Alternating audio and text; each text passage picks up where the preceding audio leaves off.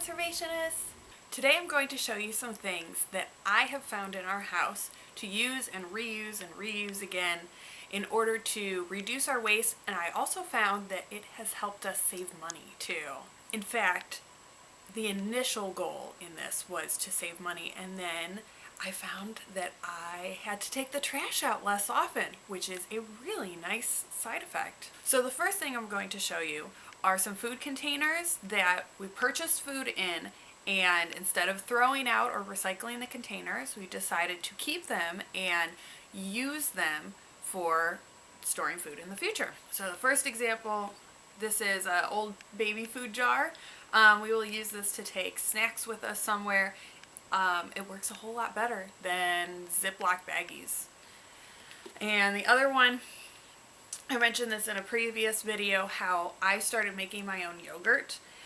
If you want to know more about that, please let me know. And so we use old yogurt containers that we used to purchase, and we put the yogurt in that so we can easily see, okay, that is a container of yogurt. So the next example I have are cleaning rags. I wanted to reduce the amount of paper towels and disposable cleaning rags that I was using, and just because I didn't want to keep buying them, I didn't want to have to keep spending the money. So I have a few examples here. Some of the things I used were, this is an old t-shirt that was falling apart and got stained, and so I just cut it up and I used that as a cleaning rag. Another example is just an old dish towel that has seen better days. So I used that to kind of wipe windows and wipe mirrors and clean up the floor and things like that. My last example, this is one of my favorites, is a sock. It's now holey, and the nice thing is these little ridges,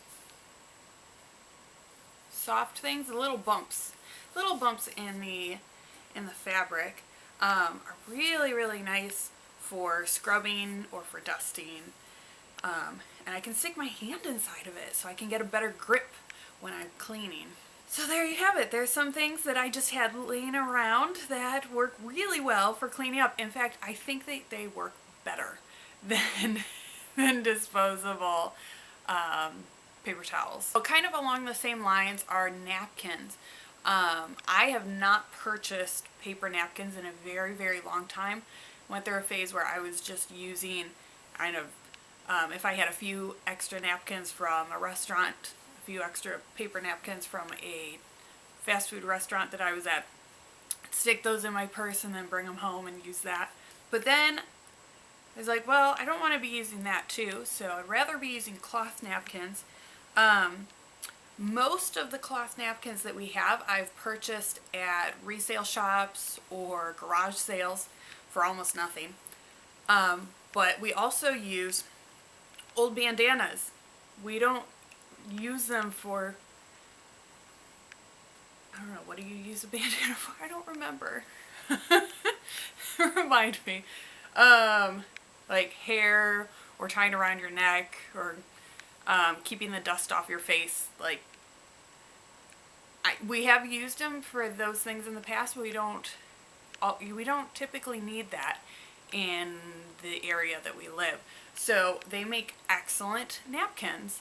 So that way we don't have to buy more napkins, and we just wash them and use them again. Alright, the next thing that I have is actually something that is going to be pretty familiar to all of you, because these are being given out everywhere all the time now.